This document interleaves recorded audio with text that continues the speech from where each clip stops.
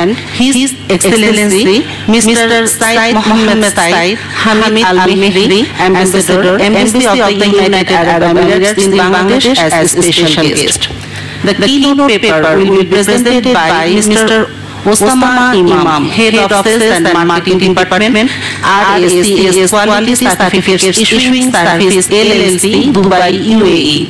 Also present here today, Mr. Riyad Hussain, Vice President DCCI, Directors DCCI, as well as Mr. A.H.M. Rizal Kovid, Secretary General DCCI. Ladies and gentlemen, at the very outset, may I request Hafiz Qari Muhammad Abdus Sattar to recite a few verses from the Holy Quran. Assalamu alaikum. أعوذ بالله من الشيطان الرجيم. بسم الله الرحمن الرحيم. كراما كاتبين يعلمون ما تفعلون. إن الأبرار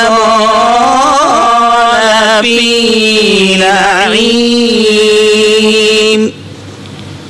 وإن الفجار في جحيم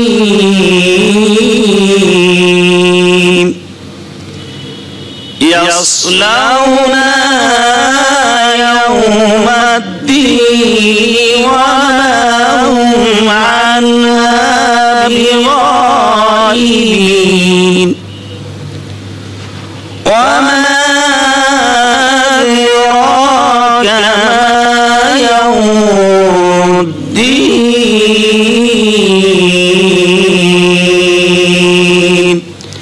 صدق الله العظيم.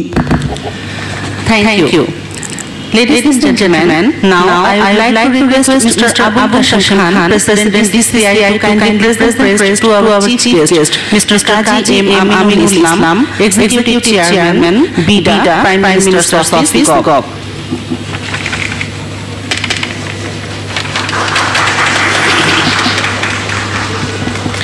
Now, I would like to request Mr. Abu Bashar Khan, President DCCI, to kindly present the praise to our special guest, His Excellency Mr. Said Mohammed Said Hamid Al-Mehri, Ambassador, Embassy of the United Arab Emirates in Bangladesh.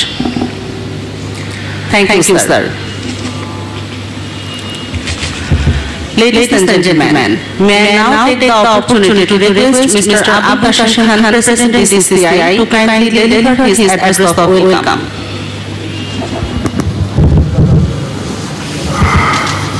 Bismillahirrahmanirrahim.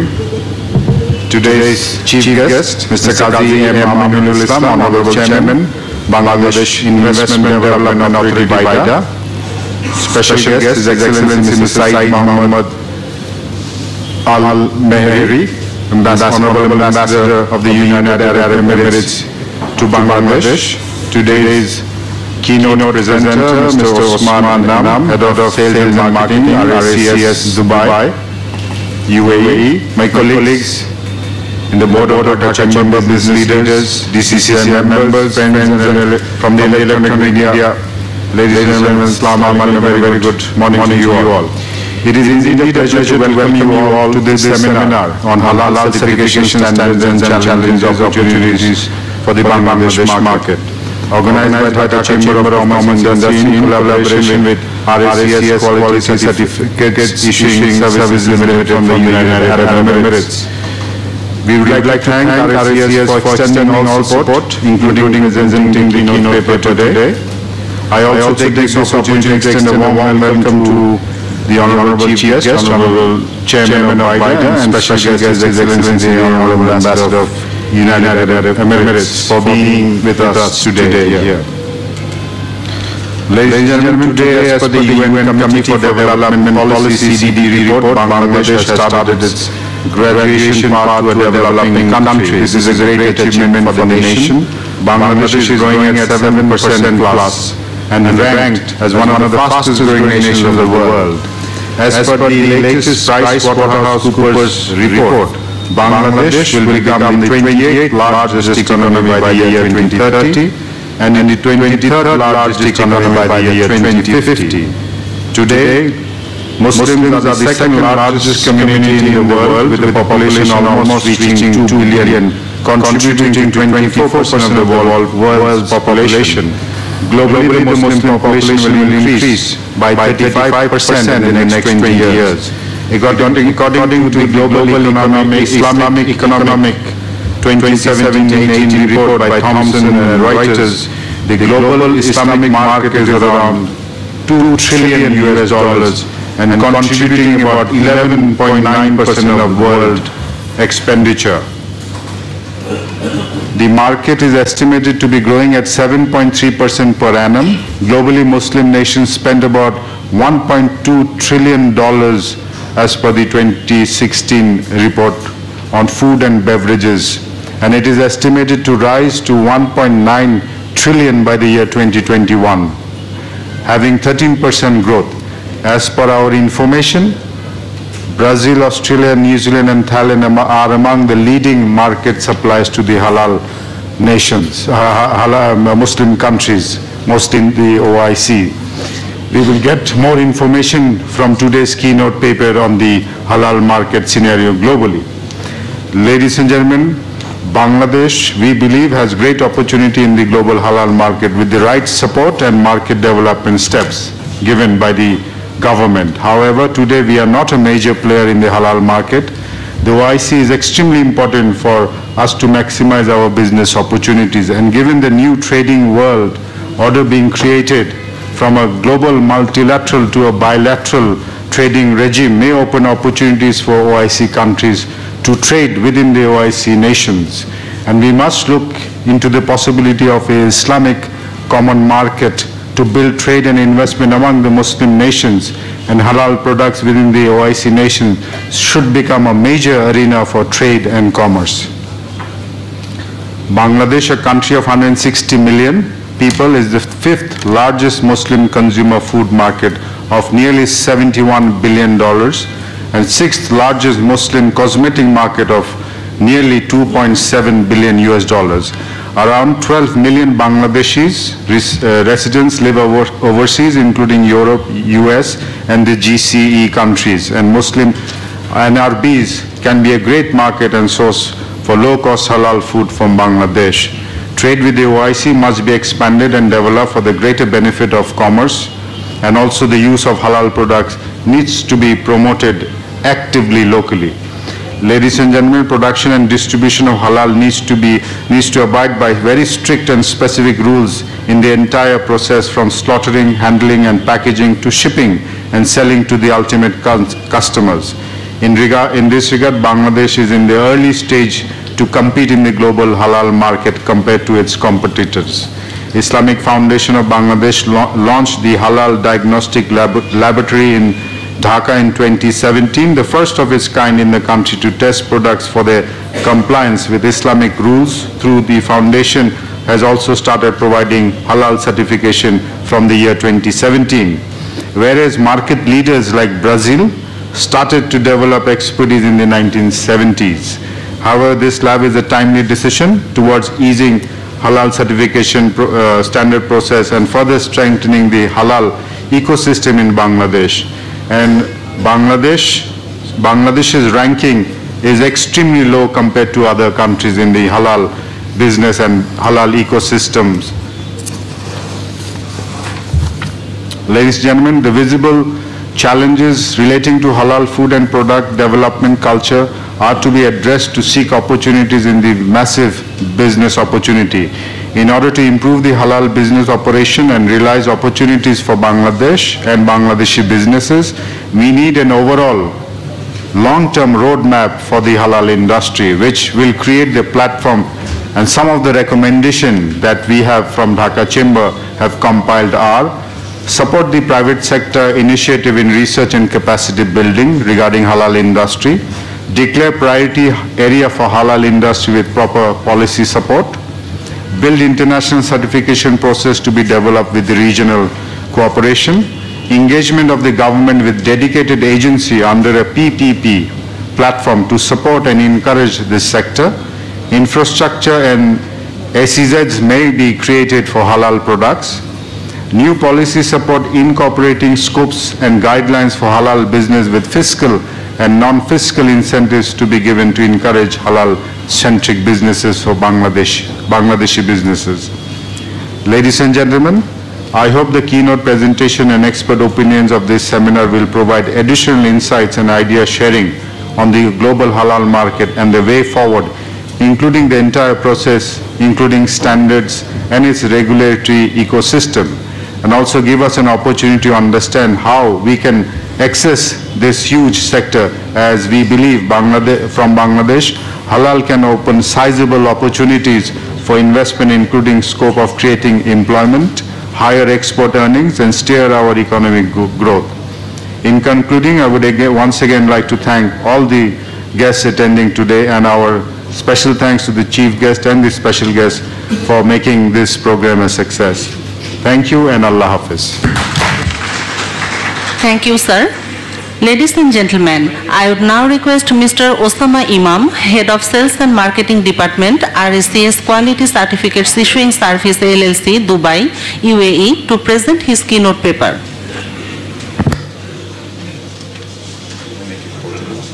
Do you have a portable one? Yeah. I mean, this one will be fine. This one? Yeah.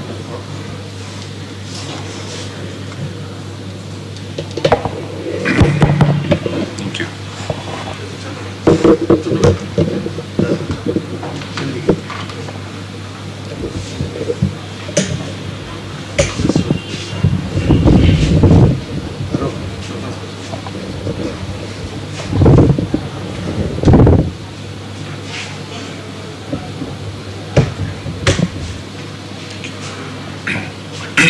Thank you.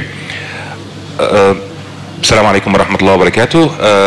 Your Excellency, Mr. Qazi, Executive Chairman, Bangladesh Investment Development Authority, Your Excellency, Mr. Said Al-Mahari, the UAE Ambassador in Bangladesh, and Your Excellency, Mr. Abdul Qasim, and all of the guests that we have today. Thank you all for having us here today to represent the UAE Halal certification to you here in Bangladesh, trying to find some more opportunities for the Bangladesh market to expand more and to get into the halal market.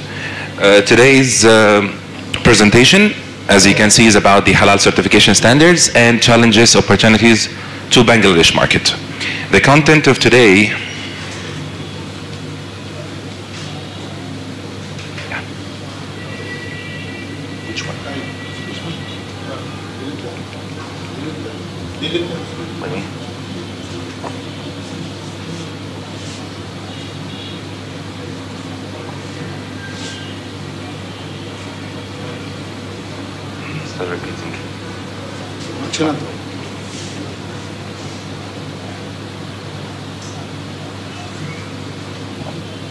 Just a second. Okay, thank you.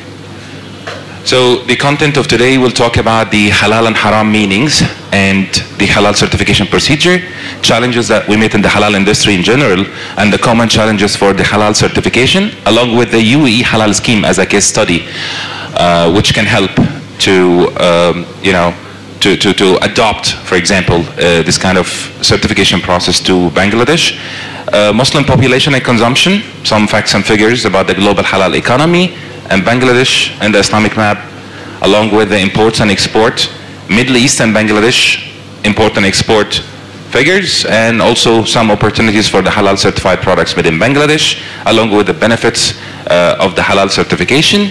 And I will just go through some halal in the news, and I'll give you a very short introduction about our company. So let's start by asking us a very simple question. What is halal? I've been presenting in many countries, Muslims and non-Muslim countries, about halal. And I am from an Islamic background, of course, and we are in a Muslim country, but I'm 100% sure if I ask two neighbors now about the halal, they will give me two different definitions. Because unfortunately, there's old concept which is incorrect about the halal, and you know, now a new concept about it, and some people are getting confused. Halal is limited to meat, halal is limited to alcohol. If you ask a non-Muslim halal, you will say these pictures. They will say halal is beard, halal is slaughtering. Muslims love blood slaughtering, you know. Halal is only no alcohol, no pork. That's not true, because halal is science. We have, fortunately, in UAE, under, of course, His Highness Sheikh Mohammed bin Rashid and Sheikh Mohammed bin Zayed vision, we have defined the halal differently now. Halal now, for us, is a science. Halal has been started since our Prophet ﷺ, Prophet Muhammad, yes, 1,440 years ago. There was Sunnah at that time, there was Sharia, everyone was following the Prophet, right? But now, how can we combine this? I mean, how can we reflect whatever was happening before to our nowadays, I mean, food and beverages, cosmetics, travel, and so on. The point is, old days, everything was happening in a very small yard. Yani everyone was eating from his own farm. Everyone was having everything by his own. He slaughtered the animal. He got either the vegetables and the food from his yard or the next yard. But now it's a small world. You find a bar of chocolate having 20 ingredients, one from Bangladesh, one from Pakistan, one from Egypt, one from India, and it's processed in Jordan and it's been sold in UAE. So how come? How can I know? How can I trace all of these ingredients? So that's why they have come with the halal certification process. That was about 25 years ago, started from non-Muslim countries where Muslims are there and they are doubting the products that they are eating. Let's go through it quickly. Let's define the halal from Quran. This is our main source. أعوذ بالله من الشيطان الرجيم بسم الله الرحمن الرحيم إنما حرم عليكم الميتة والدم ولحم الخنزير وما أهل به لغير الله فمن اضطر غير باغ ولا عاد فلا إثم عليه إن الله غفور رحيم. So Allah subhanahu wa ta'ala has forbidden to you the carrion, the blood, the flesh of swine, and whatever which is any name other than God has been invoked on it. But if one is driven by necessity, someone is in desert, you know, and he doesn't have anything but alcohol, he has to drink it, right? So in the necessity only. Not in non-Muslim countries, for example, where only pork is there, let's say. No, you don't have to eat meat. You have other choice. You can eat something else, right? So that's why how is our Quran and our Islam is very simple. This verses, to who said that halal is for only Muslims? بسم الله الرحمن الرحيم يا أيها الناس كلوا مما في الأرض حلالا طيبا ولا تتبعوا خطوات الشيطان إنه لكم عدو مبين صدق الله العظيم. So in this verses in the Quran, it says very clearly, O mankind, not O Muslims. Halal is not for Muslims only. Halal is for everyone. So it says, O mankind, eat whatever from earth which is lawful and good, and do not follow the footsteps of Satan. Indeed, he is your clear enemy, which is in all religion. Satan is the clear enemy for all the religion, right? So this is how we define halal. Halal is everything. Everything is halal, except what Allah said it's not halal. So long, I mean, way back, years and years and ages, you know, we were not waiting, to be honest, for the science to prove that pork causes, for example, the swine flu. Not to eat pork. We were not eating pork because Allah said don't eat pork, right? We're so happy that now they are scientifically proven that pork, for example, is bad for health. Yeah, we're happy, but we were not waiting for that, right? From a religious point of view, We were following what Allah said. Cow diseases. How the cow diseases has started in UK, right? They start feeding the cows each others, which is totally haram, right? Here where the disease come from. We are following Quran as Muslims, let's say, because this is what we have to follow, because this is what Allah says, right?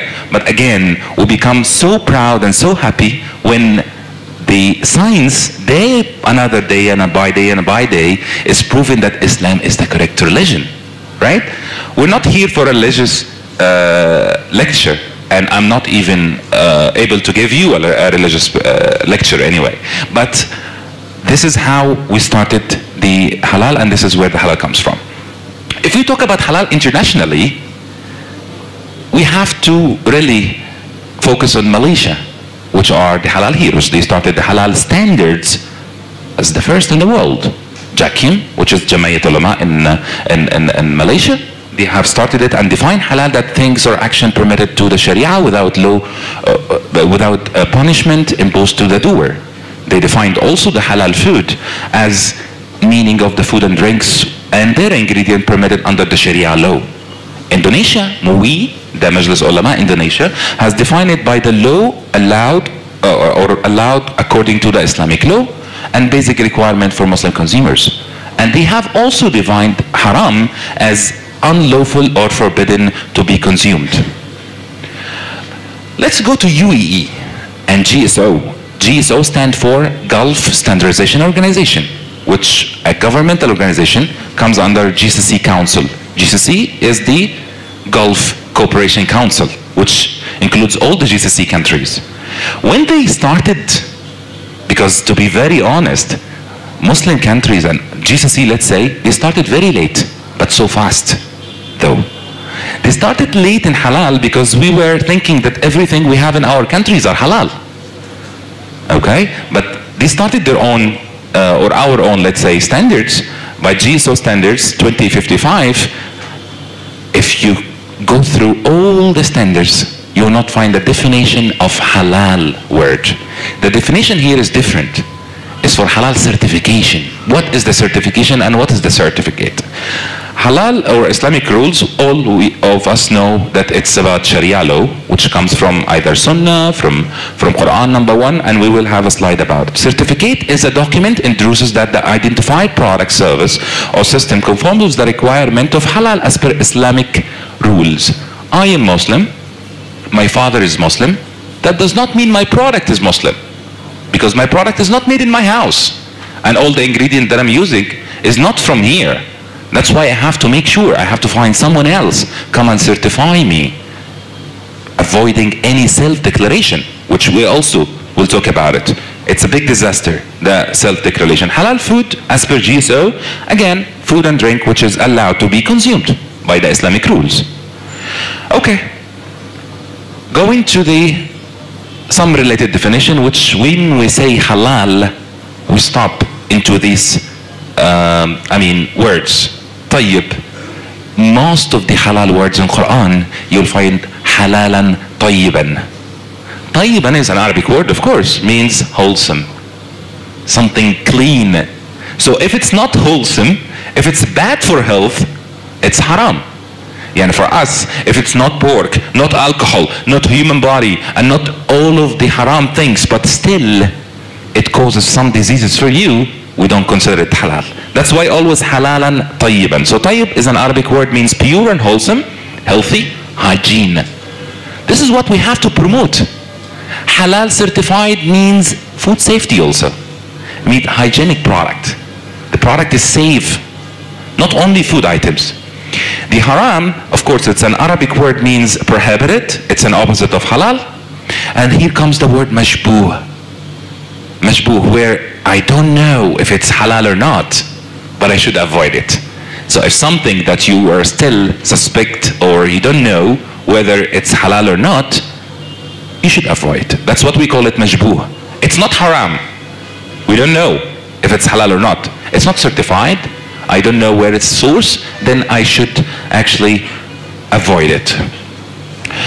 So these are the sources, as we all know, from the Islamic law, where it comes in order. It should be this way. From the Holy Quran, and then the hadith, whatever says and action and approvals by his Prophet sallallahu alaihi wasallam, and then ijma' sahaba, whatever the companions of Prophet Muhammad sallallahu alaihi wasallam said, because they have got the religion from the exact source, from the Prophet himself sallallahu alaihi wasallam.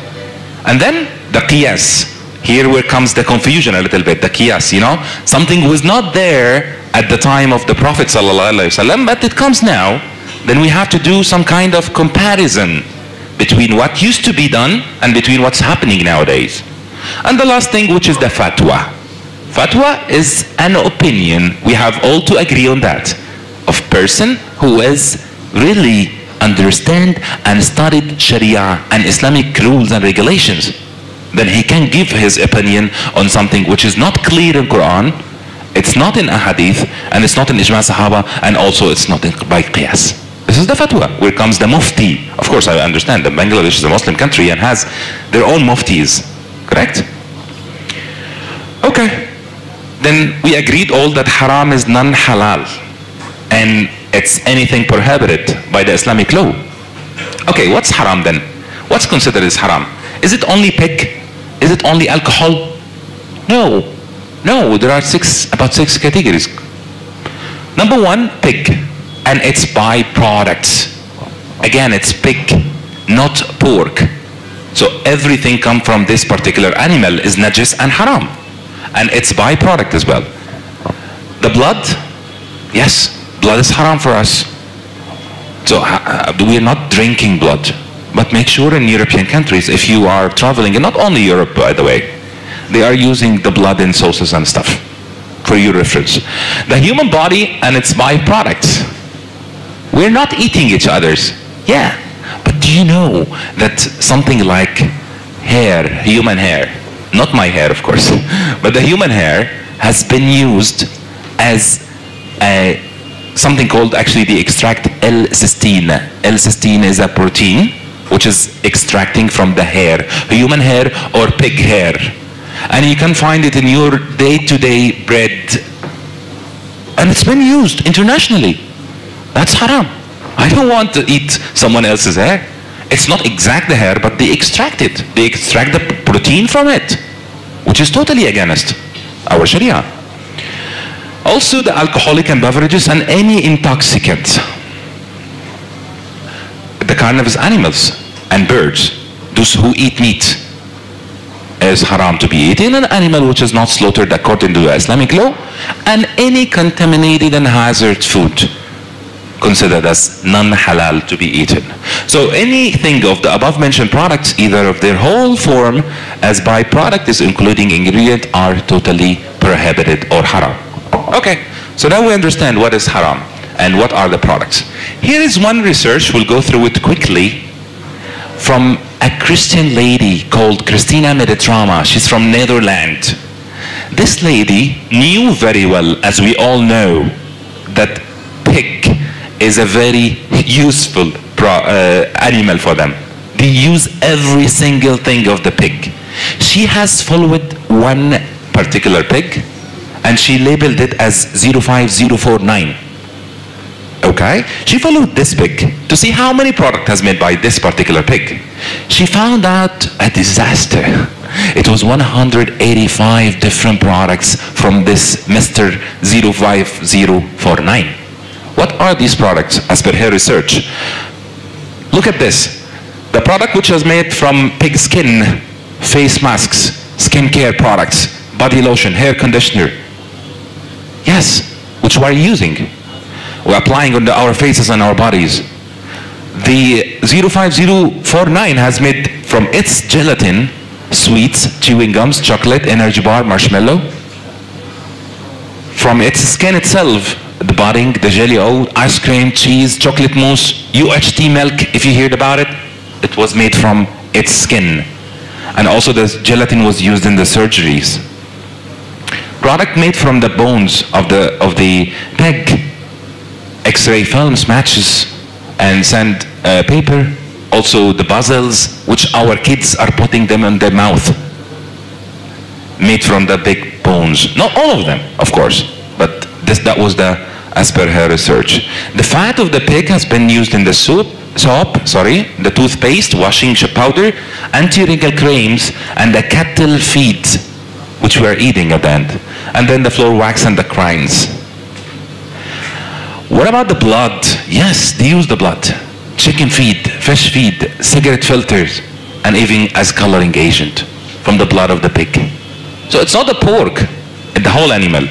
Also, the internal organ has been used in the pharmaceutical industry, especially for insulin. And the hair of the pig was used as an agent for bread making. As I was telling you, L-cysteine was extracted from the pig hair. Some pigs, by the way, they have hair as well. And also in the toothbrushes and the paintbrushes and so on. The byproduct has been used in the toothpicks and the dental floss, which we're using in our teeth, you know, and also in some heart valves. Here comes the thing. Pig was used in meat sticks. You know, any slaughterhouse, after they cut meats, there are some parts of the meat which are remaining. They don't throw them. It's halal if it's slaughtered in accordance with Sharia. But they don't throw this meat.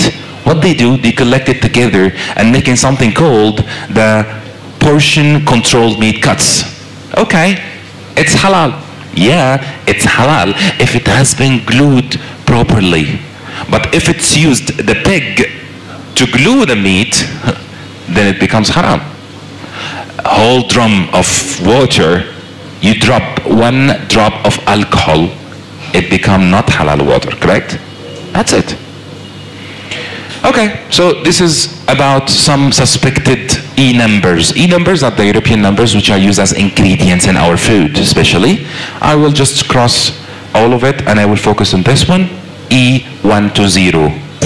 After you leave the session, go to the supermarket, find out any juice or yogurt or any dairy products which have red color. Okay? If you find E120, make sure you're eating or drinking. Red color comes from an insect. Insects are haram to be eaten, by the way. Right? There is an insect called crochinil from South America. What they do, they collect all the insect in one drum and they boil it. And then they extract the red color from it. And they use it in juices and in any flavor having red color. Unfortunately. Okay, do we have other options? Yes, we have a lot of substances. Other options that you can use still halal items and halal ingredients in it. Okay, so how to be halal? Let's talk about the process.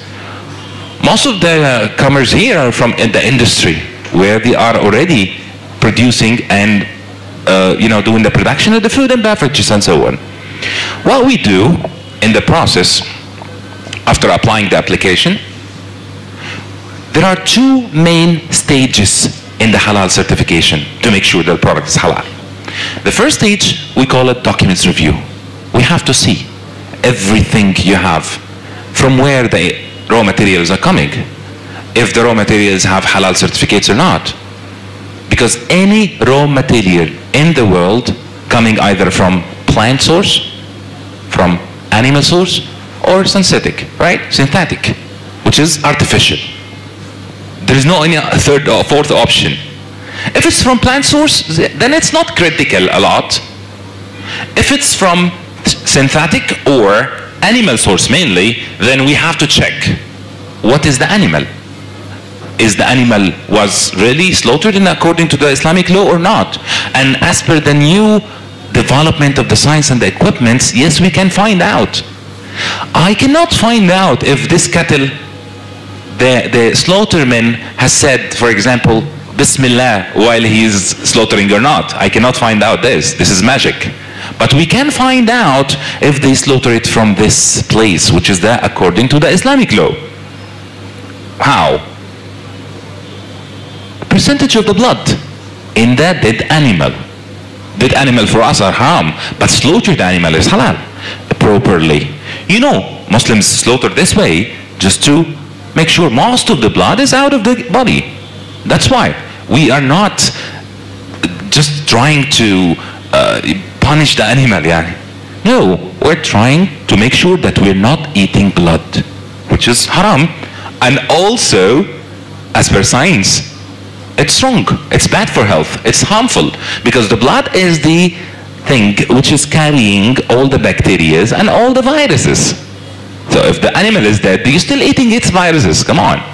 So we're trying to make sure it's not 100% that the blood will go out, but 90, 95%.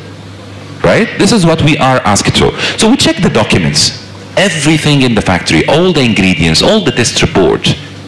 We have to make sure, we have to do the traceability to the source, to make sure that the product is coming from a halal source, an authentic source, right? And then we visit the factory, because there are two things.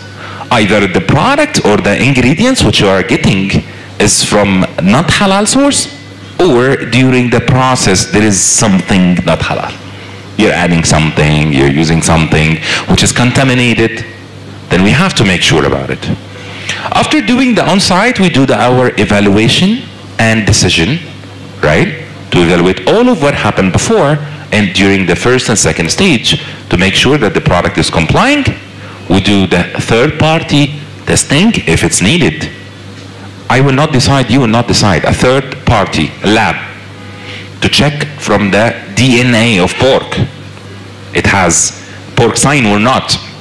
And alcohol as well, to find out if it's halal or not. Understandable?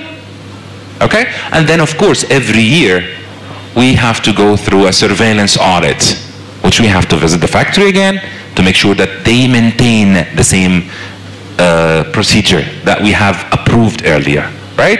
We say something that we do our best and God will forgive us for the rest, because after I leave the company, they might change something. But we don't actually pretend that, we don't say that, we don't assume that, because if you are applying for halal certification, that means you want your product halal. So you don't want to deceive anyone. You want to be complying with the standards, to comply with yourselves. Actually, we are facing like 3 or 4 types of the companies which are applying for halal. Number one, a good Muslim person working in food industry or cosmetics or anything, and he wants to make sure that he's not feeding this population haram food. This is the first, which is very rare, by the way. Second type, someone working in business, and this is the highest thing. I want business. Halal now is not only religious, it's business. Someone wants his product to enter countries where halal is required. Then he has to apply for halal, even if he's not Muslim. And I will give you an example. What is the biggest food processing company in the world? Nestle, right? Everyone knows Nestle. Nestle have about 155 products halal certified. Nestle is owned by non-Muslim. Okay, for your information, you know, right? But they want to comply, they want to feed Muslims. I am here, of course, not for myself. I'm here helping you, gentlemen, to be certified, to comply and feed these people. There is a big business of halal, as His Excellency was saying. Billions and billions of US dollars. Halal approximately now is about $3 trillion US dollars. Halal market. Okay.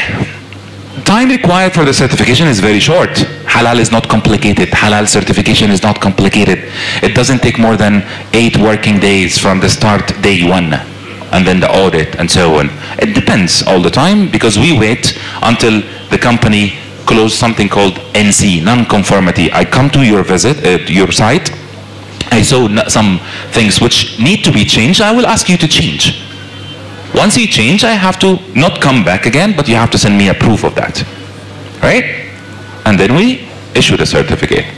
As per the UAE standards, halal certification is 3 years validity with the surveillance audit mandatory.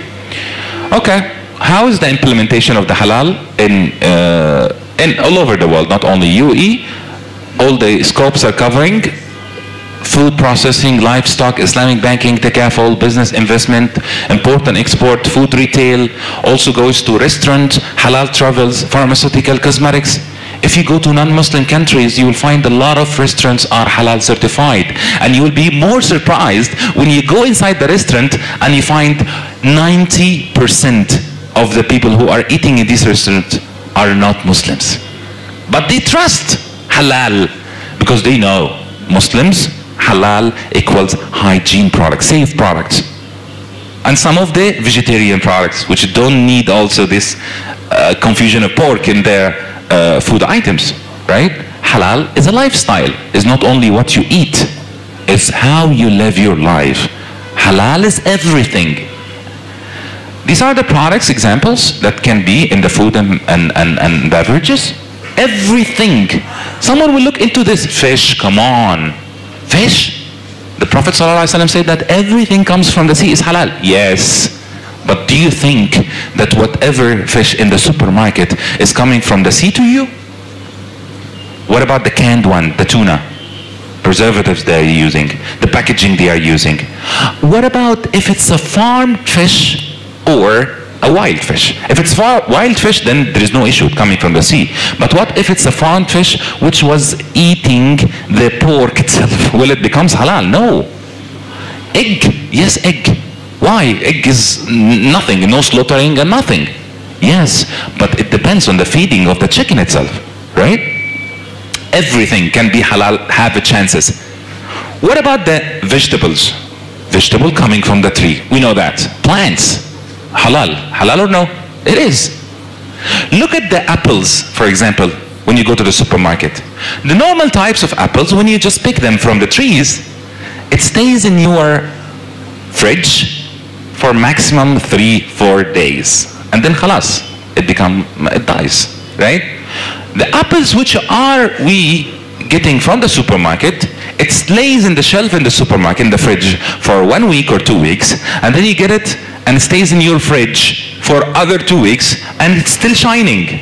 Oh, that's really good, that's the science. No, that's not the science, that's waxing. What's waxing?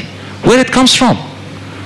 In the apples itself, it goes through a process called hot water treatment. In the hot water treatment, they open the pores of the apple, okay, and then they wax it to cover these pores, and then shining, you know, they shine it, and then they do the cold water treatment to become the shining apple. The lady wear full makeup, you know, different than the lady that you get it from the tree when it wakes up in the morning, right?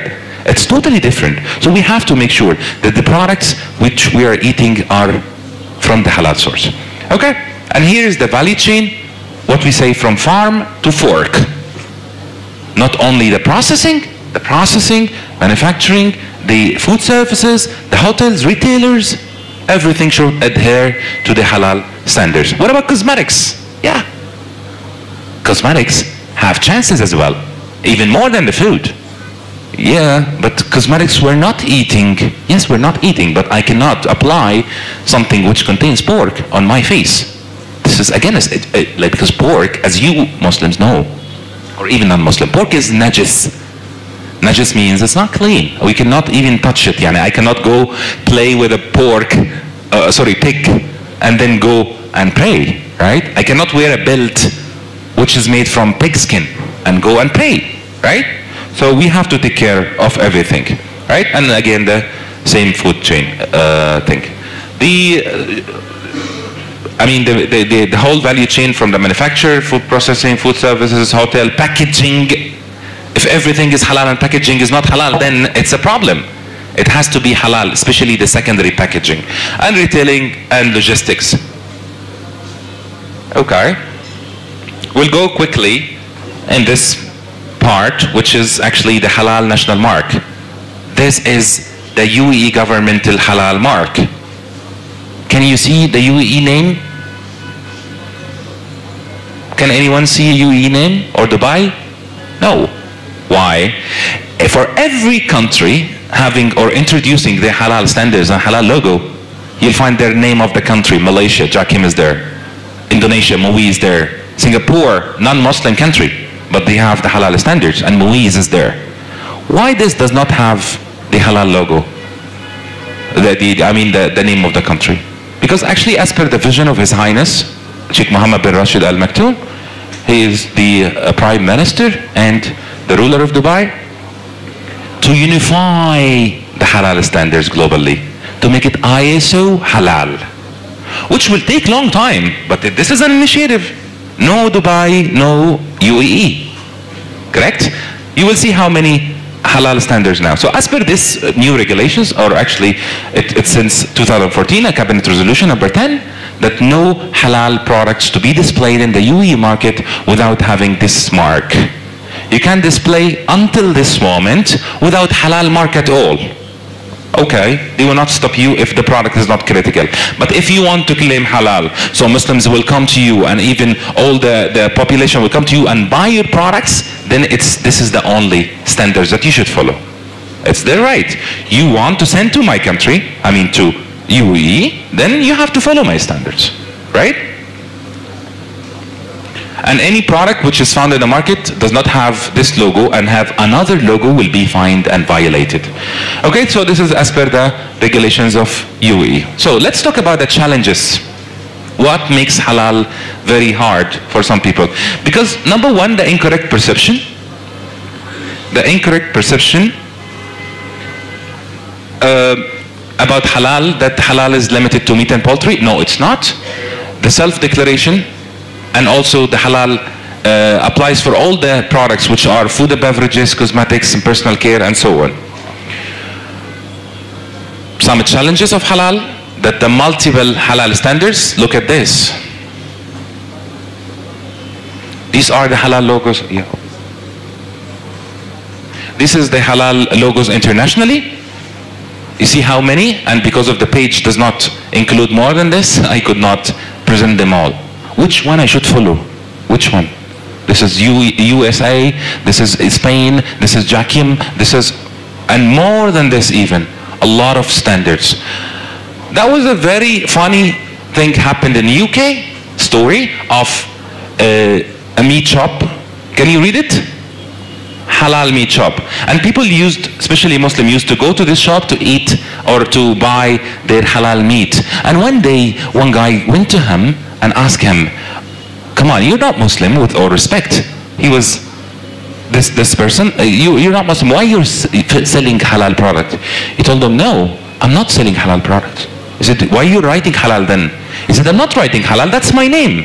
His name is Hari Analal, and it's Hari Analal meat shop. This is the self-declaration, this is the confusion that people are making. And Muslims, wallah, used to go and eat the halal or their products from them. Some disasters in US, a big fine to a supermarket claiming halal and it's not. In South Africa, the same. Some products were found in the market which is not halal. Okay, I will go through this quickly because different countries, Australia, Qatar, Malaysia, even in China, look at this. In China, in 2013, police was found 20,000 kilo, which is 20 tons of pork being sold as halal beef, which are treated by some chemicals, right? This is your country. I went yesterday to the supermarket and find all of these products are writing halal, with all respect, but this halal is from nowhere. This halal is self-declaration. They're declaring themselves as halal, but they are not certified. All of these products in your market, halal declaration. So lack of the knowledge, lack of professional CDs, no certification bodies, and also no regulations for halal internationally, and the accuracy in the implementation. Okay, that was the main problems of the halal, or the challenges of halal. As per the EU scheme, this is what we want to make everywhere in the world. There is an authority in our country called ESMA, Emirates Authority for Standardization and Metrology, who is authorizing accreditation bodies, and the accreditation body is authorizing halal certification body, which is checking the manufacturer, goes to the end consumer. Now the whole value chain is controlled. If it goes this way, this is the best thing. and all the food and beverages comes under this, and all the other products as well. The standards, which are been implementing as per GSO standards, are a lot, starting from animal slaughtering, halal food, halal cosmetics, certification and accreditation, and new 7 standards also of the requirements of the transportation and retailing, and also the maximum limit of alcohol. Okay, so we're looking for this. Quick figures about the Muslim population. As you know, internationally, it's the second population after the Christianity. In Bangladesh, or in South Asia, is the most 62% of the Muslim, right? Mainly in, of course, Middle East and the South Asian country. In Bangladesh, as we say, it's the 3rd largest Muslim population, about 90.4% Muslims are there. Okay, and also 6th largest, as His Excellency was saying, 6th largest Muslim cosmetics market. This is as per Global Islamic Economy report. This is by Thomson Reuters and Dinar standards. It's made in Dubai, by the way. So Bangladesh, yes, really is the 6th largest Muslim cosmetics market in the world. Let's grow this. It's about $2.5 billion in 2015. I just want to mention about this person, this gentleman. I met him personally even in Dubai. He's one of also the pride of Muslims around the world, and he's Bangladeshi Nobelist, Dr. Yunus, Muhammad Yunus, which is really a big pride of Muslims internationally. Okay, quickly about the Middle East and the export. Middle East, as you know, if you can see, in Middle East, the blue one is they export and the green one is they import. Here we are exporting more than importing, not because we are manufacturing, because it's a hub, especially Dubai. It's a hub where the product comes and then go again. But for China, of course, we cannot compete because China is exporting more, big number of the business. Quickly, this is the halal market. As Their Excellency were saying, it's the food, halal food is about 1.2 trillion US dollars. This is as per 2017 report. The cosmetics also comes to 67 billion US dollars, where the growth, as you can see, this is 2016 and this is 2020, where we are expecting more and more in the halal food number. Malaysia comes number 1, number 2 comes UAE in the best development for the halal food and beverage. The same for cosmetics, and the Muslim market is spending a lot. Be a part of this market. The Muslim market is spending the highest of 1.2 trillion US dollars, then comes China, then comes USA. We spend a lot in food internationally. Even for cosmetics, the Muslim comes on the 4th stage. I mean, after US, Japan, and China. So if you are halal certified, you will be a part of this market. Dubai, as you know, it's the hub, because if you look in any map, you will find Dubai in the middle, where the products, if you are exporting your products to Dubai, that does not mean only Dubai. It means you're exporting to all Middle East and all GCC countries and MENA as well, North African countries. So total number of big numbers of Dubai. Bangladesh is keen to boost the bilateral trade with the UAE from existing $1 billion US to $5 billion. This is as per Khalij Times. These are some investment between Bangladesh and UAE. Bangladesh export to UAE this big number, about 353 million US dollars. This is as per 2015. You see the graph is going up for the export and still also import. These are the products, which many apparel, but also the food items comes about 6 to 7%. And also importing from UAE about 901. Expectedly, that will be more in the upcoming 4 years. This is as per the economical report. I will not take too long. That was the export products about Bangladesh to the world. The five main products. You can find that number 6 comes the agro and the processed food, about 1.18 billion US dollars. It's a big number, but it has to be more than this because there is more production in Bangladesh, and also the imports. You import a lot about industrial raw material, and then comes the food grain, 3 billion US dollar, and other about 21.8 billion US dollars. The opportunities about Bangladesh, food product or processing, about 8,441 factories from small, medium and large, and also beverages about 367, subjected to growth as per the Bangladesh report, the Survey of Manufacturing Industry 2012, about the BBS. The market or the number is about 7.6 billion US dollar food and beverages, the growth, and 0.66 billion US dollar with total of 8.26. Just quickly, these are the certification in the Bangladesh, which is not very clear up to the moment, but there is accreditation, Islamic Foundation, which is doing the certification, accreditation, Bangladesh Accreditation Board, which is doing the accreditation, but not for halal so far, and then the Halal Bangladesh Service, one of the companies doing the halal. Why halal? Quickly,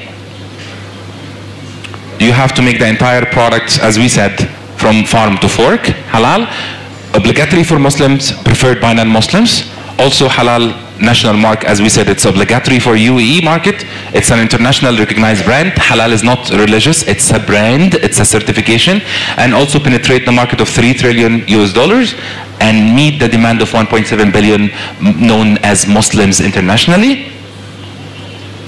Also, it's a unique selling point. If I am in the market and find halal certified product and non-halal certified product, I will go for the halal one, guarantee the safety and hygiene, and able to enter countries where halal is mandatory. That was from the news that halal cosmetic, largest trend cosmetics now reaching in Bangladesh in 2017 July. This is as per Dhaka Tribune. Also, the time to promote Bangladesh, halal tourism. Halal also in the tourism is very important. Japan is #1 in this halal tourism, for your reference, and this is in the daily report. An Islamic country may soon require halal certification. That was found in PNA in Philippines. It's mandatory to have or require for the halal certification. Just one more minute about our company. We are a conformity assessment body, not working only in halal. We're working different things about the quality certification, product certification, training. We do surveillance audit, and these are the main services. Emirates Quality Mark, which is mandatory for some products. Also halal certification, halal national mark recommendation. We do the certification, which product certification. In KSA, we do the KSA SASU quality mark, and also the ECOSMA registration and the Gulf mark. Thank you a lot for your time. These are our offices, and inshallah expectedly we'll have something in Bangladesh very soon. And thank you for your patience and your time. Thank you. Thank you, sir. Ladies and gentlemen, it is now time for open discussion. May I now request Mr. Abul Kashim Khan, President DCCI, to moderate the session. Thank you. We will start the open session. I've got a couple of cards. I think we will give 20 minutes for the open session, then we'll close the seminar by inshallah 1:10 because we started 10 minutes late. I would request the speakers to basically, if you have any questions, to ask the question. Later on, I'll give the floor to Mr. Osama to answer if there are any questions that he wants to answer. So I will start with Mr. M.S. Siddiq. If you can, sir, if you can give your question or suggestion. Thank you very much. Thanks to the presenter, he has given the details. What I understand, we don't have certification organization here, no certified inspector here. So only Islamic Foundation is giving some certificate for the Bangladeshi products. So that's why we are not in the huge market, halal market globally. So we need certification authority here and also some trained inspector. That's why we need sensitization. We quite understand it's a huge and some technical interesting sector. So for example, I was visiting China in Mongolia. Then the gentleman told me that, do you want to take Muslim or halal food? I would say yes. Then there is in Hohot only Muslim restaurant there. So we went there together. Then we ordered for the food. Then the gentleman says, what drink you will take? Beer? So this was the offer from my host. The Muslim restaurant, but they are serving the beer, and of course that is not halal, I can assure you. So the sensitization is required not for the Muslim, also non-Muslim, because the whole supply chain, if you talk about the whole supply chain, it is not 100% Muslim is working in the supply chain. So they should be aware of this halal food and halal system. So it's a great opportunity for us. Thanks for the eye-opening presentation. And we hope we will go for the halal food export especially. Thank you very much. Thank you. Can I come to Mr. M.S. Shakil Chaudhary, former Senior Vice President, Dhaka Chamber? Thank you, President. It was nice that we have listened. Someone is coming to us to give us the halal certification. UAE has a very good relation with Bangladesh, and the UAE-based company came here to giving the certification. I believe if they concentrate their activities in Bangladesh market, because it is itself is a 160 million people, is most of the 90% or 95% is the Muslim population. Our next door neighbor, the India, has 100 million people, Muslim people. Mostly they have taken the halal products, and 13 million non-resident Bangladesh is worldwide. So you can see about 300 million people's market in Bangladesh itself. So you have to have some things, special concentration on here in Bangladesh, and giving the active support to the businesses here so that they can reach properly to give the right product to the halal consumers. And not only the Bangladesh and this 300 million, rather than they go through the Dubai, the re-export to the African countries, it is another 100 million people, you can say. So it's about somehow is 500 million people is a good market for Bangladesh can originate from here. So consideration should be given like that. The excellency is here. I believe the certification process, you mentioned 8+ the other something you mentioned, the 8+ the some days, if you give it is a little quicker, for particularly the first come first serve basis, and the pilot one you start here, some people and some organization, particularly the food production units. Bangladesh is a huge export market in the worldwide, you know, the plan is giving very good market in UAE as well. So all that, if we have an international halal certification authority and authorization, Bangladesh can get a good market for export as well as the local consumption. And people will also, those who are the Muslim and who wants to have the halal products, they will get the right products in their hand. Thank you very much, and thank you for visiting us. Thank you, Mr. Chaudhary. Can I come to Mr. Wakar Chaudhary, Director, Dhaka Chamber? Sir, floor is yours. Thank you, Mr. President. Well, it's in today's presentation was an eye-opener, and I see on the B2B, we have a large population base, and 50% of our population is below 25, 75% of our population is below 35, and our country is an emerging market, but it's growing steadily and rapidly. I see a huge business opportunity in the halal business, we also, another good thing is we have very good flight connections. I think about more than 20 flights going from Dhaka to Dubai, as well as but my only concern is what I hear from the newspaper, that Etihad is willing to step out of Bangladesh market. Would like to request, since the Honorable Ambassador is here, as well as our Honorable Biden Chairman, if we can find a solution so that, I mean, our airline leaving the Bangladesh market is certainly not good news for our branding purpose, okay? So it's just a humble suggestion. Thank you. So thank you, Mr. Waka. I think before we came upstairs, we had the opportunity to discuss with the Honorable Ambassador and the BIDA Chairman on the issue of the ETR. So the BIDA Chairman has assured that he will look into the problem. Can I come to Mr. Alhaj Abdul Salam, former Senior Vice President, Dhaka Chamber? Bismillahir Rahmanir Rahim. We have learned so many things from Mr. Osama Imam. Listen, last 3 months ago, when I visited to Mecca for Umrah during Ramadan period, what I've seen there, one drinking water, the name is Mausi. That is clear-cut mention that it is the halal and without alcohol. But without alcohol, alcohol means without alcohol means it is for halal. But why this is the mention of it is not, I mean, including, I mean, alcohol and this, it is the confusion of all Hajis people. They're asking me, but it is now equivalent to beer. But mentioning is without alcohol. It is confused.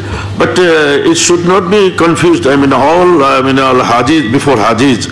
So it is the clear-cut mention that it is the halal and name should be changed.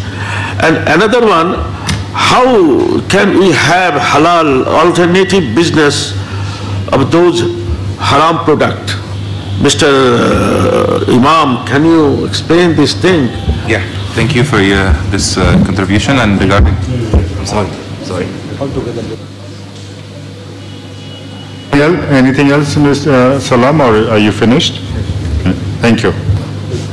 Can I come to Mr. S.M. Zilur Rahman, Director, Dhaka Chamber, if you have any questions? Thank you, Mr. President.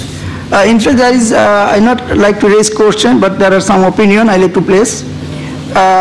Just one thing, the first of all of the, whatever we are thinking now for the haram and halal, we have to think our mindset, what we are, how we lead our life, with haram way or with halal way, or with the haram halal both way. Just one thing, that if you think you want to lead your life with halal way, you will try your best wherever you are, in your country or in your abroad, how you can get the halal things. We are the Bangladeshi, the abroad, everybody they know the Bangladesh, that means mainly the Muslim countries. So whatever it is here in Bangladesh, it's halal. But do we know where from where we are getting our meat, from where we are getting our chicken, from where like this everything? So if we conscious about our haram and halal, then we have to monitor, we have to follow, we have to investigate, we have to do everything from our government and from our myself to the main position, I mean the route. Just one thing I like to say, that we have the BSTI, Bangladesh Standard Testing Institute. So if we wish to maintain our halal food, halal life, halal everything, we should have another one, institute BHSTI, I mean Bangladesh Halal Standard Testing Institute. So if the government wish, they like to give it to the people, then it can be possible. And they already mentioned our previous speaker that about the our Islamic Foundation. This is right. Islamic Foundation, they have not so manpower, they have not so the logistic support to investigate, to follow up the halal and haram. Just they give in the certificate. This should not be. They should have also a detective.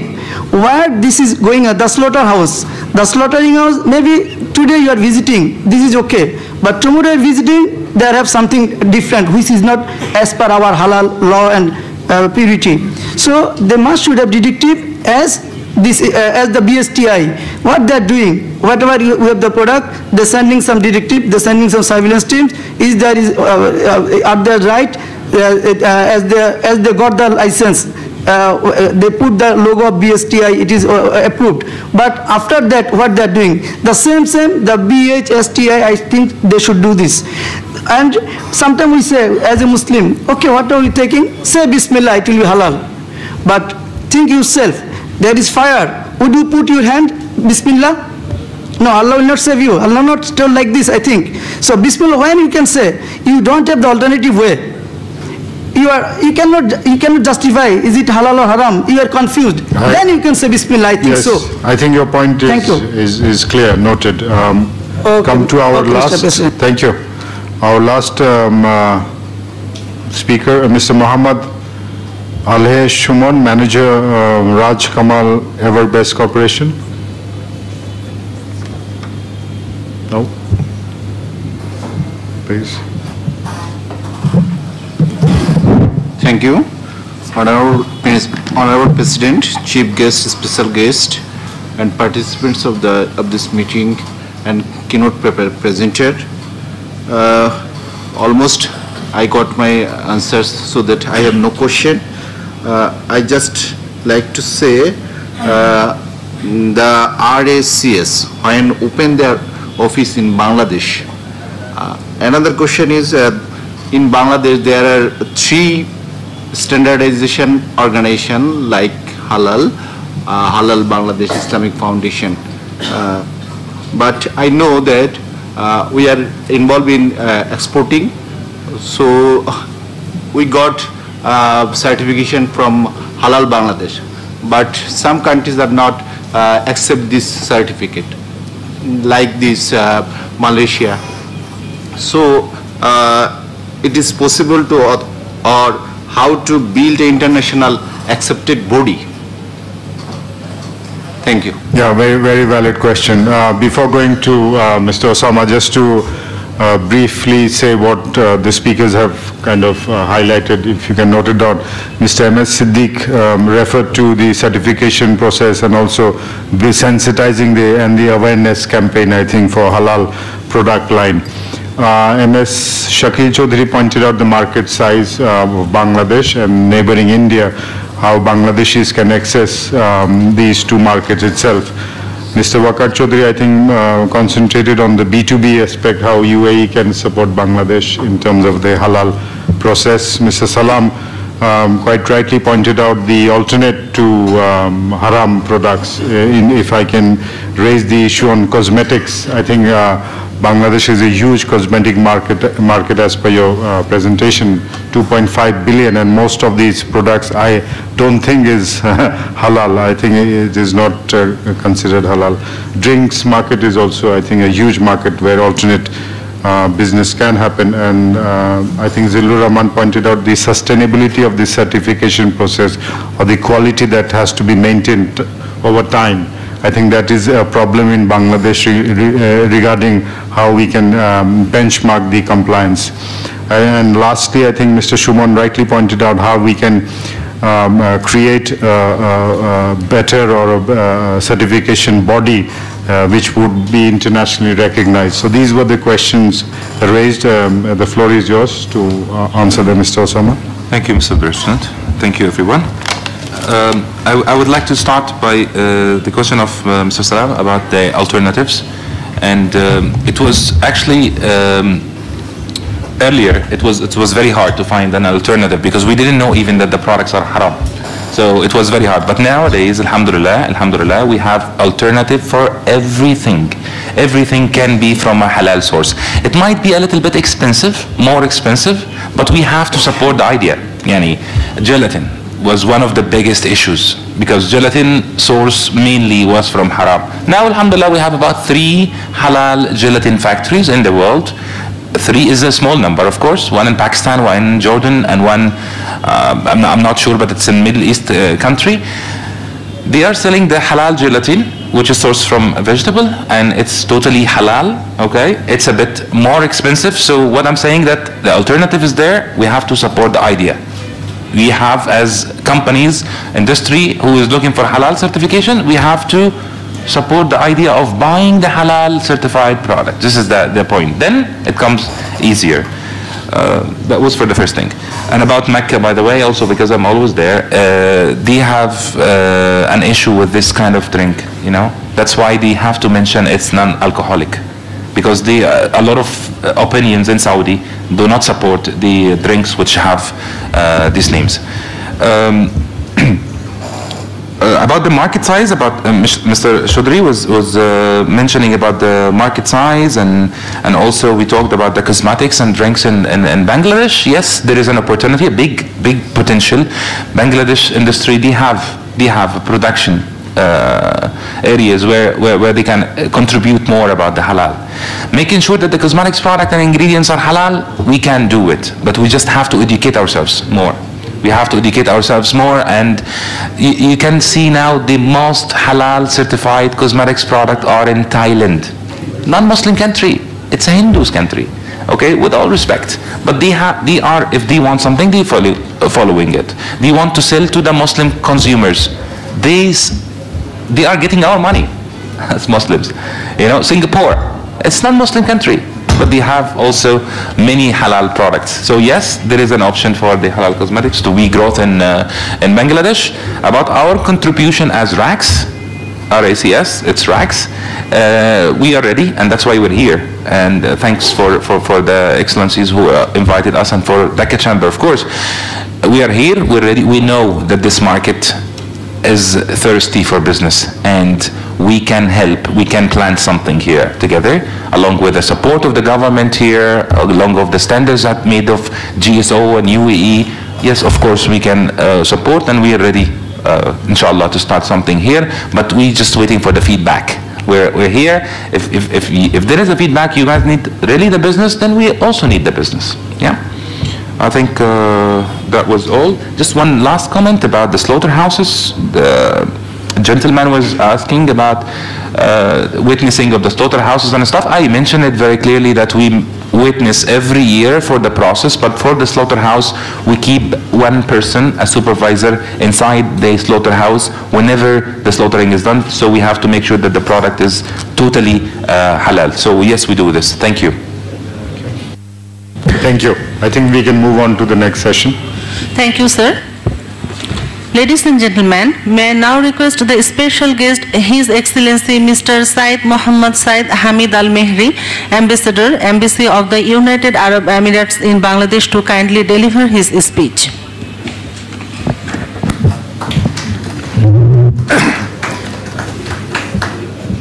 Honorable Chairman of Bangladesh Investment Development Authority, Mr. Qazi Amin Islam, Honorable Abdul Qasim Khan,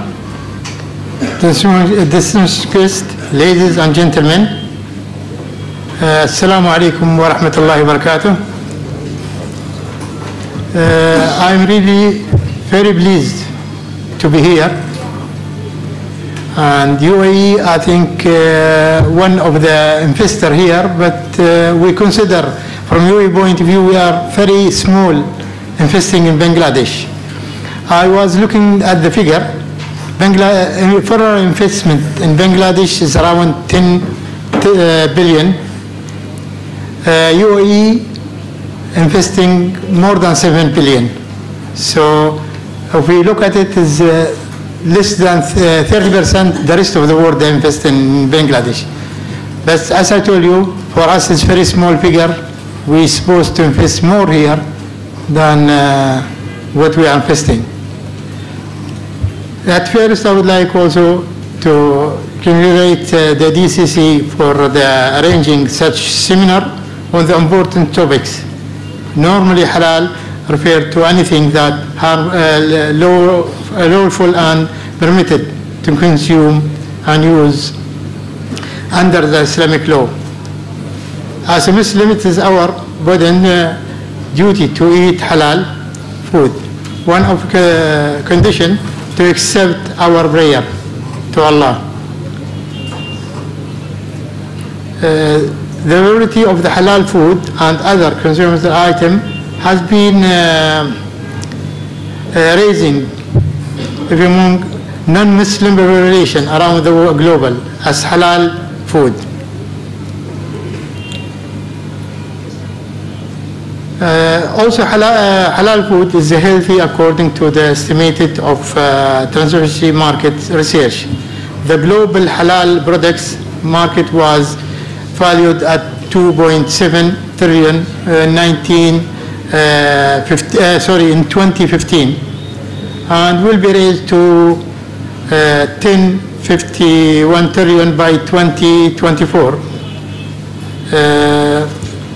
This is a guest, I think we receive it.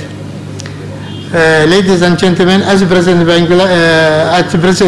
Bangladesh has been exporting halal meat to limited countries. This can be expanded by ensuring safe and healthy cattle meat. There is concern regarding the Bangladesh that farmers are using various of type harmful medicine to fatness also their meat.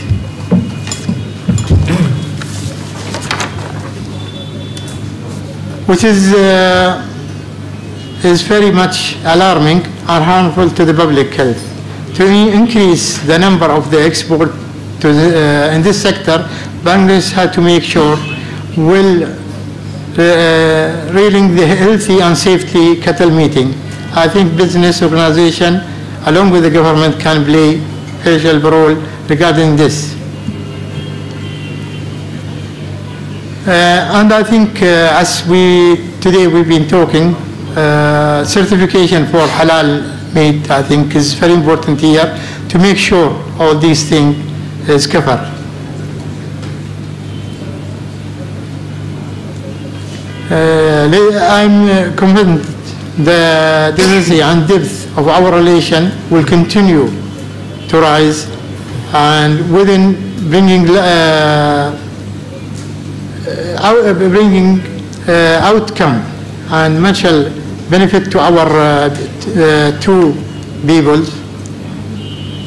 I think UAE, the hope for the business, and I think we can do a lot through with the business people and the government. I would like to conclude wishing to contribute happiness and well-being of friendly people of Bangladesh and good relation between UAE and Bangladesh. And Assalamu alaikum wa rahmatullahi wa barakatuh. Thank you, sir. Ladies and gentlemen, may I now request the Chief Guest, Mr. Kazi M. Aminul Islam, Executive Chairman, BIDA, Prime Minister's Office, Government of the People's Republic of Bangladesh, to kindly deliver his speech.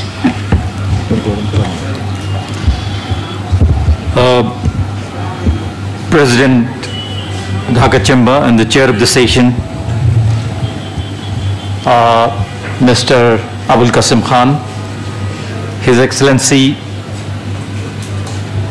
Saeed Mohammed Saeed Al Mahri, Honorable Ambassador from the UAE, members of the DCCI, business leaders,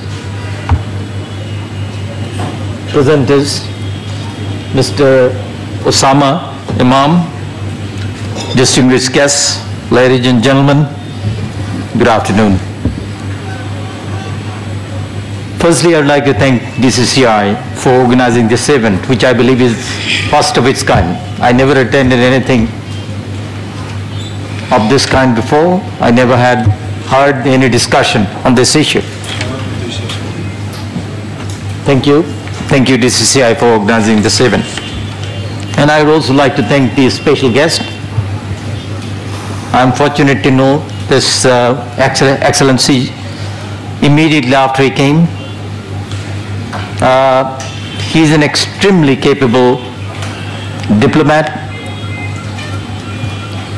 with very deep tie with business in his country and lot of interest, enthusiasm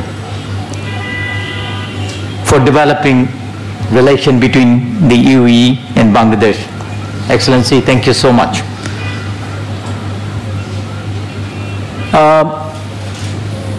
I believe this is a very timely even we have many reasons to be interested in halal industry. Usually halal is thought to be associated with food, but food is just only a small part of halal industry. It's pretty big. I got a number of figures. Why are we interested? Why should we be interested? Firstly, more than 80% of our export comes from RMG. We need to diversify export. We have to expand our production base in order to give employment to millions of people joining the workforce. So this is the internal dynamism. Look at the external world. There are more than 1.8 billion, 180 কোটির বেশি মানুষ, Muslims, around 50 countries, Muslim countries. There are countries with very large Muslim population like India. This is the third largest in terms of Muslim population. So it's a huge market. That is one of the reason why you should be interested, from Indonesia to Mashriq, in the whole Islamic world. And again, as you heard from the presenter, halal means added dimensions and quality of product, in terms of purity, in terms of quality, in terms of conformity to our beliefs and our conviction. আমরা মুসলমান যারা, তারা বিশ্বাস করি এটা। একটু non-Muslim নিয়েও কথাবার্তা আছে, I'll be telling you about that. So it appeals Muslims. At the moment you don't have, if you don't have a halal product, তার মানে হচ্ছে you don't have one option. Freedom is about options.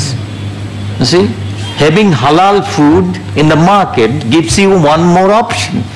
That is the reflection of freedom and democracy, I would say. So this is in keeping with the Western world's democratic values.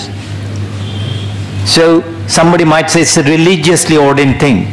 Yes, it is religiously ordained. It came from Islam, but scientifically proved and supported, as you heard from the presenter, and in aligned to democratic values for having more options in life. That is the freedom. So this is why we are interested. And again, as I say, it is not only Muslims, it is the non-Muslims. They are also interested. Muslim products all around the world appeals non-Muslims. And that is why I call halal products are of universal appeal, not only Muslims.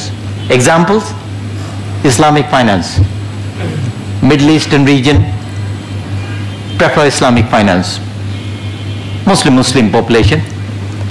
And a large part of Islamic finance around Palestine and Gaza area come from Israel, because that makes business sense.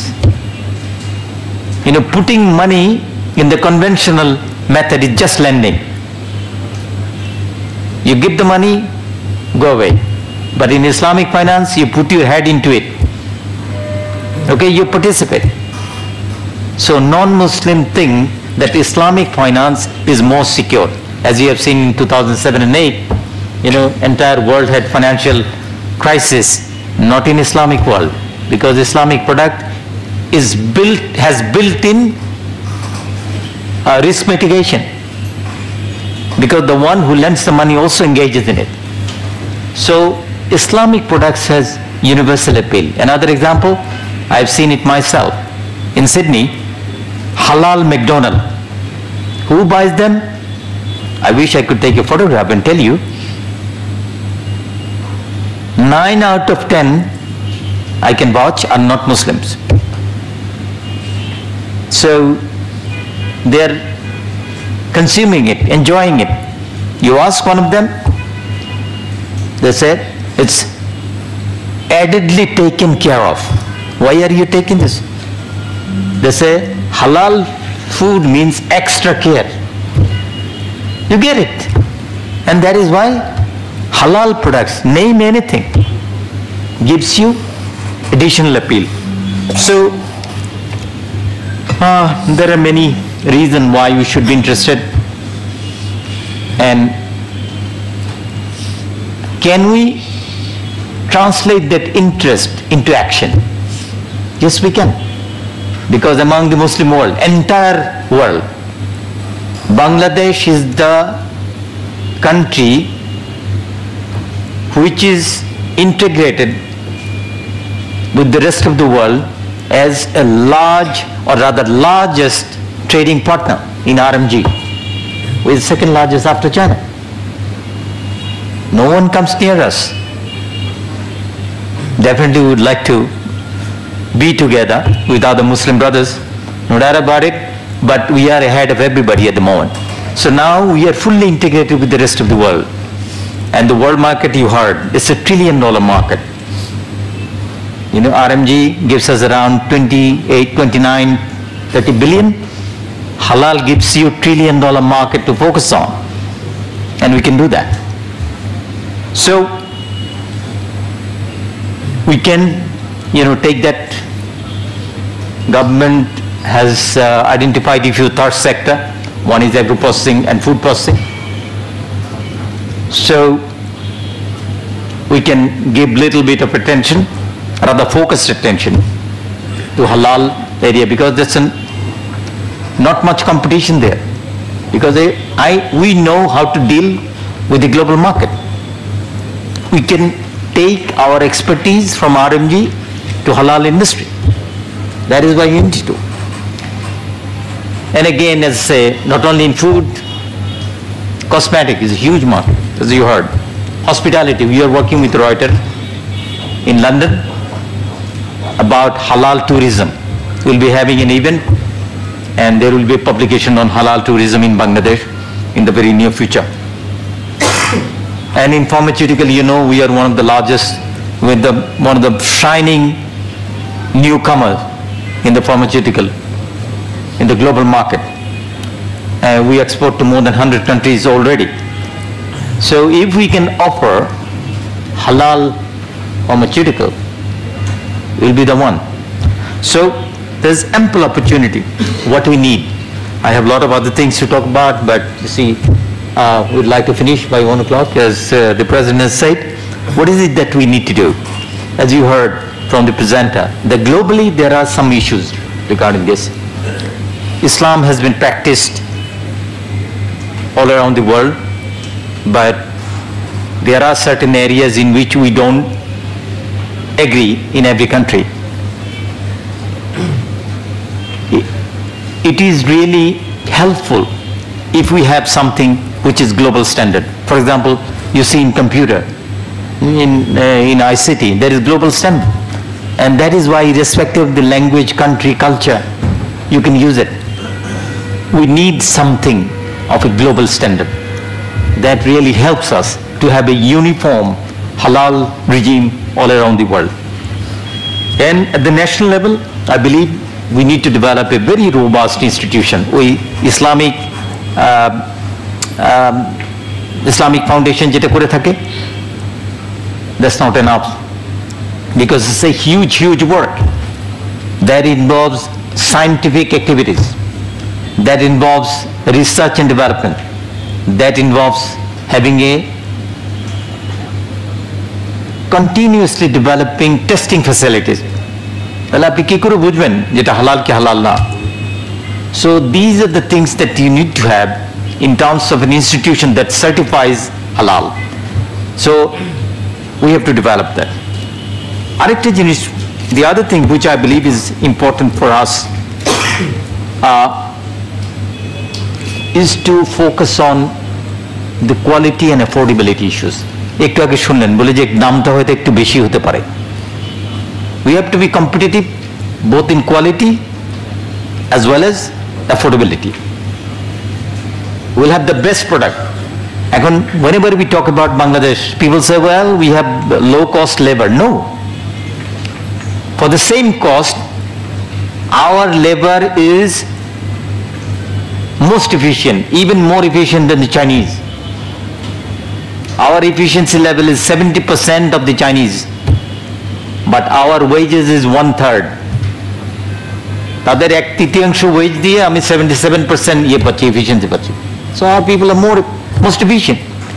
So bringing that efficiency into this halal industry, that will make our product qualitatively better, and definitely with improved efficiency we can also have advantage in terms of prices and affordability that I think will be important. So we have ready market in UAE, our friendly country, as you heard, and they are leading. UAE is a special country, I would say unique country, that provides you export opportunity to third country. You can base UAE for taking on, other markets in Europe, in Africa, even in America. So we can base it. But as I said, halal market exists everywhere, from Japan to Canada. Even non-Muslims who prefer that. They know if they know the quality and affordability aspects. So we should be focusing on all possible markets and definitely taking advantage of the ready market we already have in Muslim countries. So for that, you see, we'll be taking this issue at the appropriate level in order to develop all that. And the President, DCCI, has already mentioned a few things about this industry fiscal and non-fiscal incentive, which I believe is very important at the very early level, formative level. একবার যদি দাঁড়িয়ে যায় তারপরে আর আপনার এই ধরনের incentive না থাকলেও চলবে। But I think at the early stage we need to support that in terms of infrastructure as well. একটা SEZ হতে পারে, so there could be an SEZ, special economic zone for halal products, or at least a enclave, within an economic zone we can have an enclave, and definitely policy support will be needed. And for that I'll be depending on you, and I'll be requesting you to bring whatever policy you think would be promoting this industry. Once we hear from the business people, especially chambers, your representative bodies, probably we can pull together all that it takes in order to policy development, so that we can have a very, very burgeoning, fast growing halal industry in this country. Once again, I'd like to thank Your Excellency and also presenter for extensive presentation, and DCCI for organizing this event, and all of you for giving patient hearing to what I had to say. Thank you. Thank you once again. Thank you, sir. Ladies and gentlemen, we have come to the end of today's program. Now, I would like to request Mr. Riyad Hussain, Vice President DCCI, to deliver his vote of thanks. Bismillahirrahmanirrahim. Today's chief guest, Mr. Qazi M. Aminul Islam, Honorable Executive Chairman, Bangladesh Investment Development Authority, BIDA. Special guest, Honorable Excellency, Mr. Saeed Mohammad Saeed, Ambassador of United States of Emirates to Bangladesh. Keynote presenter, Mr. Usama Imam, Head of Sales and Marketing Department, RACS, Dubai, UAE. My colleague of the Board of Directors of DCCI, distinguished guests, participants, representatives of print and electronic media, ladies and gentlemen, it is indeed a great pleasure to have the opportunity to extend my heartfelt thanks on the behalf of Dhaka Chamber of Commerce and Industries to all of you for your kind presence. My special thanks and gratitude goes to the chief guest of today's program, Mr. Qazi M. Aminul Islam, Honorable Executive Chairman, BIDA, who is not only a visionary person, but the speech that he has given today was absolutely encouraging for the businessman who is present here, and I believe the businessmen who are really interested to explore the new avenue of halal industry. This is an immense opportunity, a platform that Dhaka Chamber has created today, a rightly timed initiative where I think our Honorable President has already said about the industry. So distinguished guests, just before I wrap up, I will just point a few words in my short speech. As you have all know, why are we focusing on this new avenue, this new area of business in Bangladesh? By now we see that Bangladesh not only is focused on export, but there are new avenues of industry which has raised in recent times, from IT to leather and to many parts of the industry.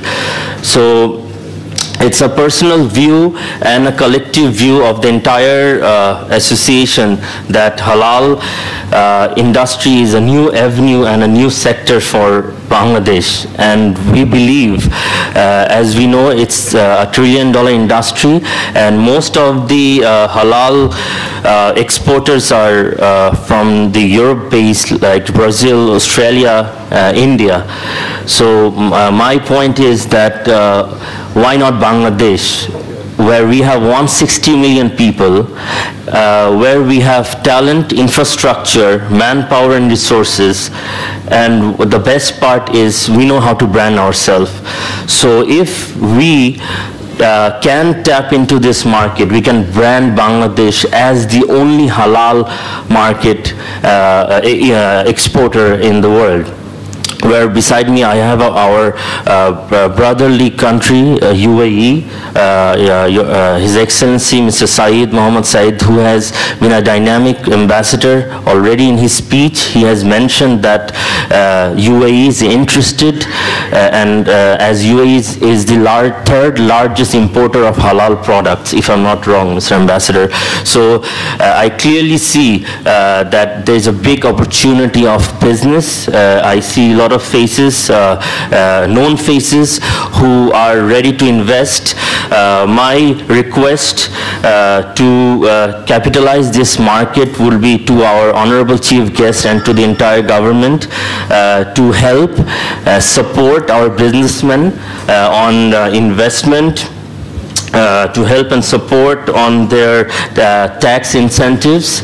I believe that, as our honorable chief guest has mentioned, there can be a new export processing zone only for the halal markets. So I think that should boost our industry and build this new industry together. So without further ado, I think it's a collective effort, and when it comes to certification, it's indeed a pleasure for all of us to work collectively to provide as much help to the businessman. Dhaka Chamber will always provide that. Distinguished guest, before I wrap up, once again I express our deep gratitude and thank you to our honorable chief guest and special guest, and the participants and media, and I invite you all to our lunch. Thank you once again. Thank you, sir. Ladies and gentlemen, thank you very much for being with us. I humbly request you to join us for lunch at DCCI Business Lounge next door. Thank you once again.